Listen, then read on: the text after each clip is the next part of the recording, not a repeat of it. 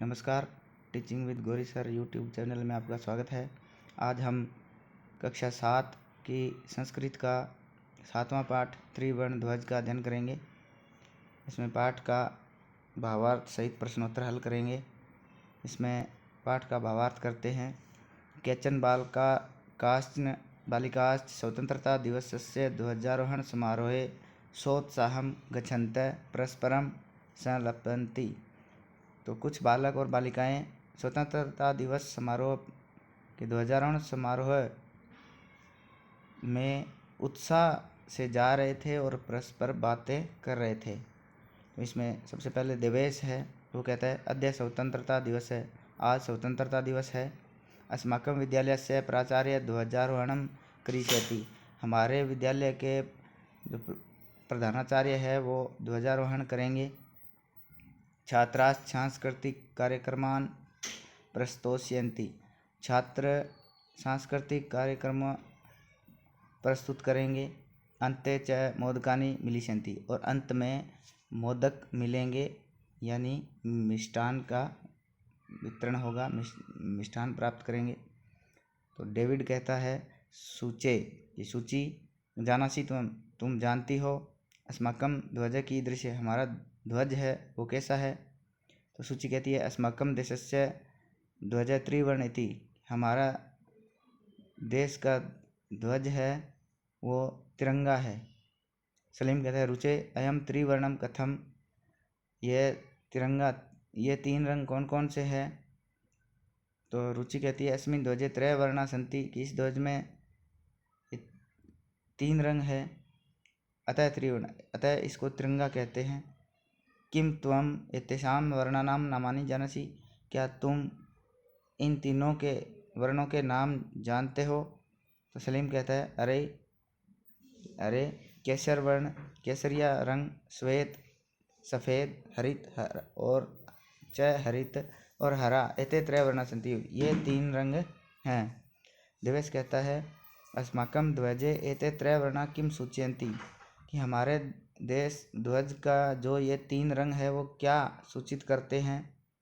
तो सलीम कहता है श्रेणु, सुनो, केसर वर्ण शौर्यस्य, केसर वर्ण है वह केसरिया वर्ण है, रंग है वह शौर्य का। श्वेत सत्यस्य, जो श्वेत रंग है वह सत्य का। हरितश्च, और हरा रंग समृद्ध सूचिका सन्ति, समृद्धि का सूचक हैं। सूची कहती है किम एतेषां वर्णानां अन्यद अपि महत्वम, कि क्या इन वर्णों का कोई और अन्य महत्व भी है। तो डेविड कहता है आमय, हाँ, कथम न, क्यों नहीं। ध्वजस्य ऊपरी स्थित केसर वर्ण त्यागस्य उत्साहस्य च सूचक, कि ध्वज का ऊपर स्थित केसर या जो वर्ण है, केसरिया रंग है, त्याग और उत्साह का सूचक है। मध्य स्थित श्वेत वर्ण सात्विकताया सुचिताया च द्योतक, बीच में स्थित सफ़ेद रंग सात्विकता और सुचिता का द्योतक है। अधः स्थित हरित वर्ण वसुंधराया सुषमाया उर्वरतायाश्च द्योतक, नीचे स्थित हरा रंग अपनी पृथ्वी है उसकी सुषमा और उर्वरता का द्योतक है।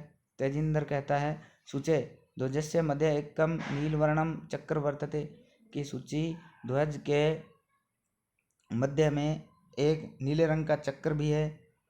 सूची कहती है आमय आमय, हाँ हाँ, इदम अशोक चक्रम कथ्यते, इसको अशोक चक्र कहते हैं। एतत् प्रगते न्यायस्य च प्रवर्तकम, यह प्रगति और न्याय का प्रवर्तक है। सारनाथे अशोक स्तंभ अस्ति, सारनाथ के अशोक स्तंभ से लिया गया है यह। तस्मात् एव गृहीतम, वहाँ से यह ग्रहण किया गया है। प्रणव कहता है अस्मिन् चक्रे चतुर्विंशति अरा सन्ति, कि इस चक्र में 24 तिल्लियाँ हैं। मेरी कहती है भारतस्य संविधान सभायां 22 जुलाई 1947 तमे वर्षे समग्रतया अस्य ध्वजस्य स्वीकरणं जातम, कि भारतीय संविधान सभा द्वारा 22 जुलाई 1947 वर्ष 1947 में समग्र रूप से इसको भारतीय ध्वज है स्वीकार किया गया। तेजिंद्र कहता है अस्माकं त्रिवर्ण ध्वज स्वाधीनतया राष्ट्र गौरवस्य च प्रतीक, कि हमारा जो तिरंगा झंडा है वह स्वाधीनता और राष्ट्र के गौरव का प्रतीक है। अतः एव स्वतंत्रता दिवसे गणतंत्र दिवसे च अस्य ध्वजस्य उत्तोलनं समारोहपूर्वकं भवति। अतः इसीलिए ही जो स्वतंत्रता दिवस और गणतंत्र दिवस पर इस ध्वज का आरोहण समारोह पूर्वक होता है। जयतु त्रिवर्ण ध्वज जयतु भारतम, तिरंगे झंडे की जय हो, भारत की जय हो। यह हमारा सब भावार्थ हो गया। अब शब्दार्थ है। त्रिवर्ण ध्वज मतलब 3 रंगों वाला झंडा, जिसको तिरंगा झंडा कहते हैं। सहलपंथी मतलब वार्तालाप करते हैं या करती हैं। प्रस्तोष्यंती प्रस्तुत करेंगे या करेंगी। मोदकानी लड्डू।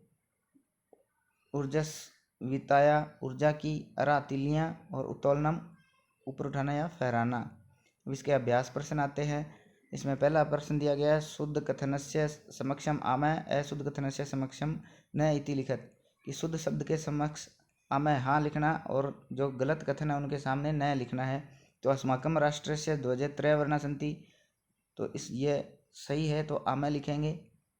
ध्वजे हरित वर्ण शांति प्रतीक अस्ति, ध्वज का हरा रंग है वह शांति का प्रतीक है। नहीं, यह शांति हरा रंग शांति का प्रतीक नहीं है, तो यहाँ न लिखेंगे। ध्वजे केसर वर्ण शक्त्या सूचक अस्ति, ध्वज का जो केसरिया वर्ण है वो शक्ति का सूचक है, तो आमय हाँ लिखेंगे।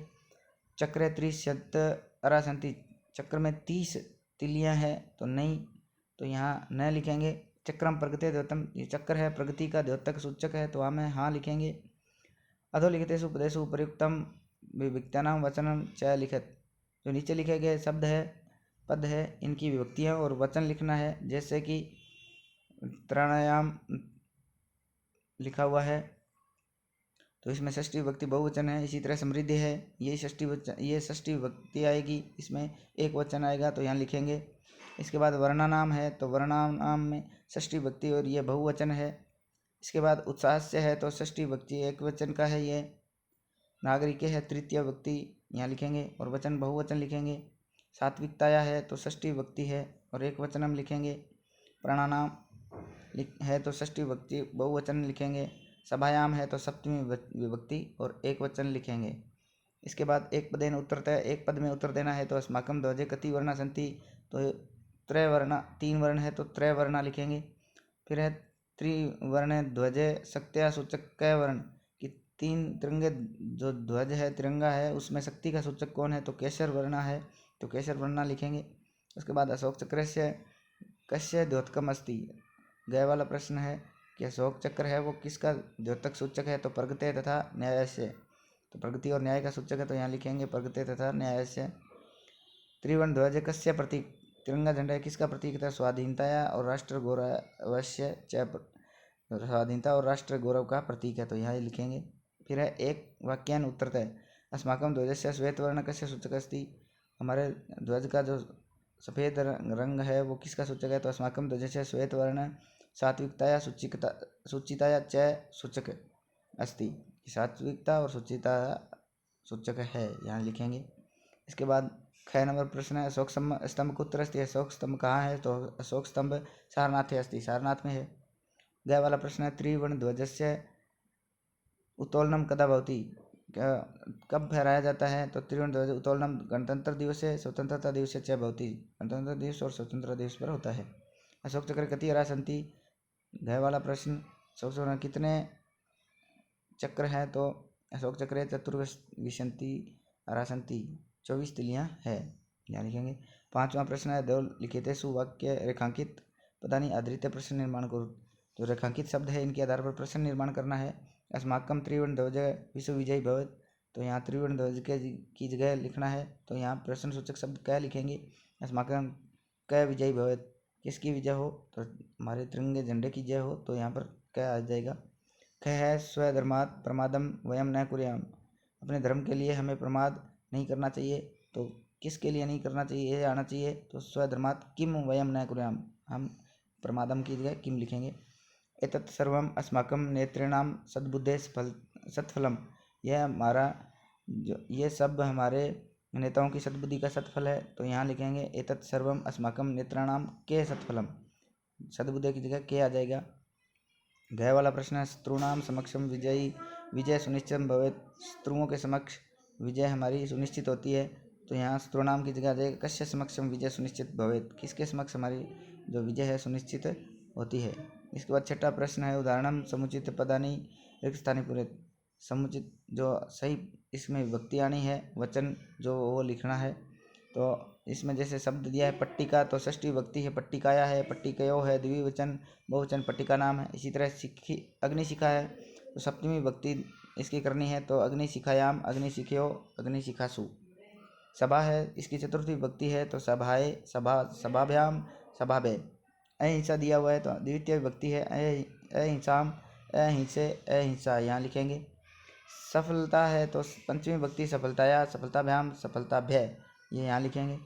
सूचिका शब्द है, इसकी तृतीय विभक्ति सूचिकया यहाँ दिया हुआ है, सूचिकाभ्याम और सूचिका भी यहाँ लिखेंगे। इस तरह सातवां प्रश्न है, समुचित मेलनम कृत्वा लिखित, जो इसका मिलान करना है। कैसे वर्ण है, तो शौर्यस्य त्यागस्य च सूचक, तो इससे मिलाएंगे। हरित वर्ण है, हरित वर्ण किसका है, सुषमा ऊर्ध्वता, सुषमा और ऊर्ध्वता का सूचक है, तो इससे मिलाएंगे। अशोक चक्रम है, तो प्रगते न्याय से च प्रवर्तकम, प्रगति और न्याय का सूचक है, तो इससे मिला देंगे। त्रिवर्ण ध्वज है, स्वाधीनता राष्ट्र गौरव से च प्रतीक, स्वाधीनता और राष्ट्र गौरव का प्रतीक है, तो इससे मिलाएंगे। फिर त्रिवर्ण ध्वज से स्वीकारणम 22 जुलाई 1947 तम वर्षे जातम, इसका जो स्वीकार है वो 22 जुलाई 1947 को इसको स्वीकार किया गया था। ये हमारे आज के प्रश्न, इस पाठ के पूरा ये पाठ पूरा हुआ। अगर आपको वीडियो अच्छा लगे तो लाइक करें, शेयर करें, और हमारे आगे की वीडियो देखने के लिए चैनल को सब्सक्राइब करें। धन्यवाद।